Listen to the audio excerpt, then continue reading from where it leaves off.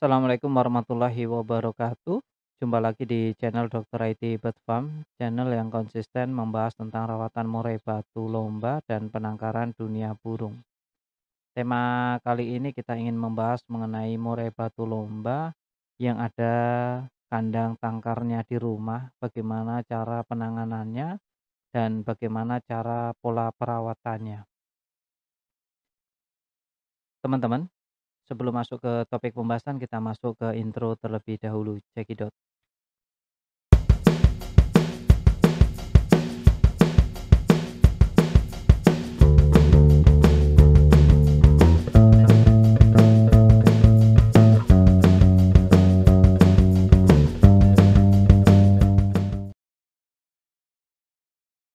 Menangani murai batu lomba, merawat burai matu kontes memang tidaklah seperti kita merawat burung murai batu yang untuk rumahan. Burung murai batu kontes itu harus dikondisikan, untuk tenaganya juga harus kita simpen, tidak boleh asal sembarangan dalam pola perawatan.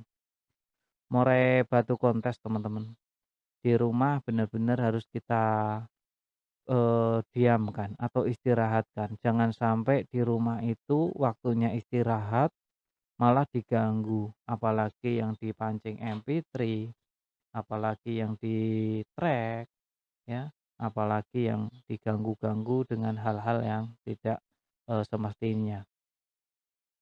Konten kali ini bagaimana jika di rumah ada murai tangkaran, bagaimana kita merawatnya, bagaimana cara kita menanganinya agar murai batu kita tetap dalam keadaan, top perform atau on fire.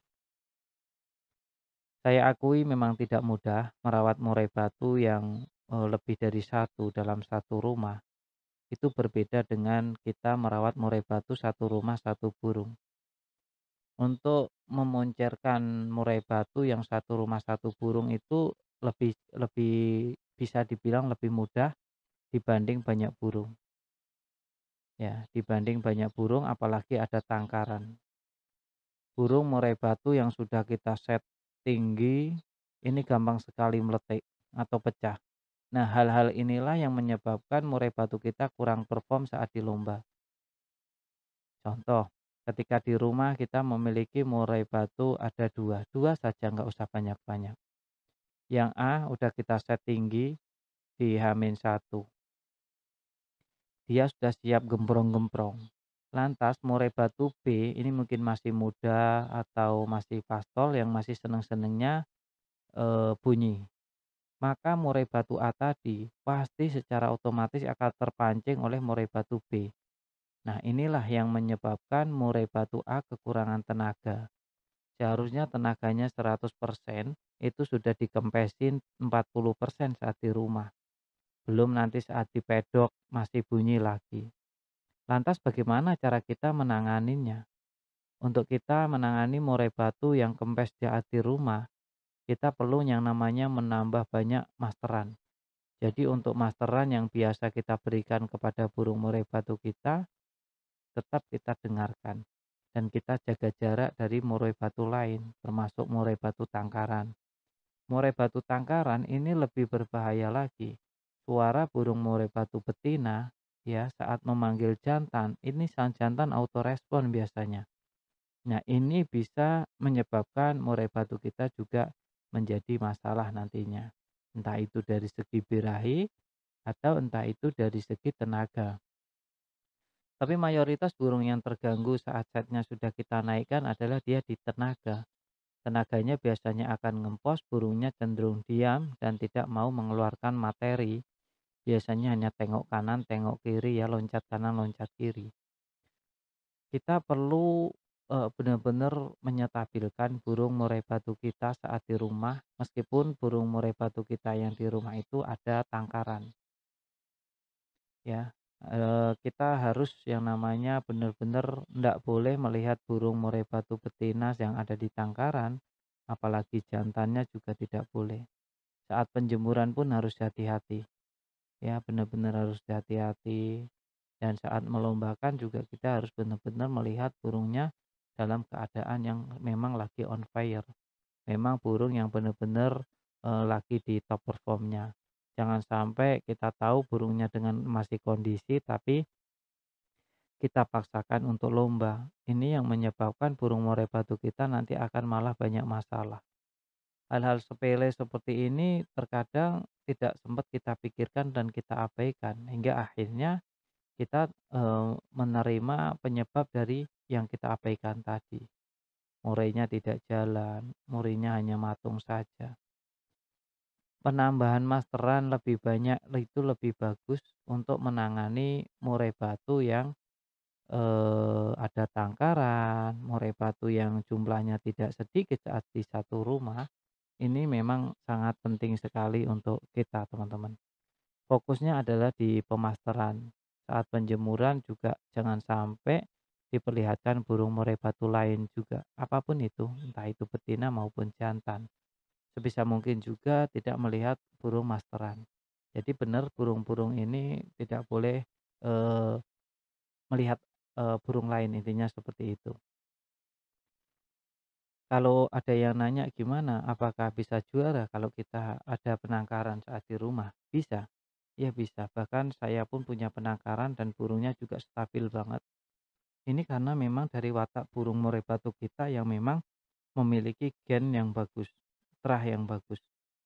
Ya, bahkan murainya pun saya tangkarkan satu jantan 12 betina pun masih juara satu, masih prestasi. Nah ini mungkin belum ada yang lain ya, atau saya yang belum punya infonya, tapi setahu saya dengan produksi normal dan lancar sudah bisa lost dan meskipun di pinggiran juara satu itu hal yang sangat luar biasa ya, sangat luar biasa untuk burung murai batu, bukan bukan buat perawatnya itu bukan. Nah, hal-hal kecil seperti inilah yang harus kita gali terus-menerus. Ternyata burung bisa loh dengan bini atau poligami di 12 indukan betina, produksinya lancar tapi masih bisa dilombakan ya. Masih bisa dilombakan dan saya sendiri yang punya juga sampai bengong ya, sampai geleng-geleng kepala gitu loh. Biasanya itu burung murai batu yang ditangkarkan dilombakan masih jalan itu bininya satu ya. Nah, kalau ini 12 dan itu produk semua, teman-teman, ya. Produk semua saya atur ya, ada yang nelur, ada yang netes, ada yang nyusun sarang, ada yang punya anak gede ya. Akhirnya sekarang saya malah memiliki baby sister ya. Sebagai baby sister yang memang saya yakini baby sister ini mampu merawat banyak lolohan. Jadi ketika panen saya ambil, saya taruh di baby sister, nanti yang gedein si baby sister ini. Itu teman-teman. Jadi kita tidak perlu repot-repot untuk melolosnya lagi ya. Kita menggunakan metode kekinian dalam breeding maupun dalam lomba atau kontes dengan sistem perawatan maupun sistem pemasterannya. Kita masuk ke intro, ke penutup, mohon maaf. Perlu dicatat teman-teman sebelum kita mengakhiri video ini, bahwa video ini sebenarnya ditujukan untuk mereka agar lebih waspada untuk menjaga murai batunya. Tapi kembali lagi ke teman-teman semuanya, mau dijalankan silakan, enggak juga enggak apa-apa. Yang jelas saya cuma berpesan murai batunya dijaga baik-baik, jangan sampai rusak ya. Dan perlu dicatat juga setiap murai memang memiliki karakter yang berbeda-beda.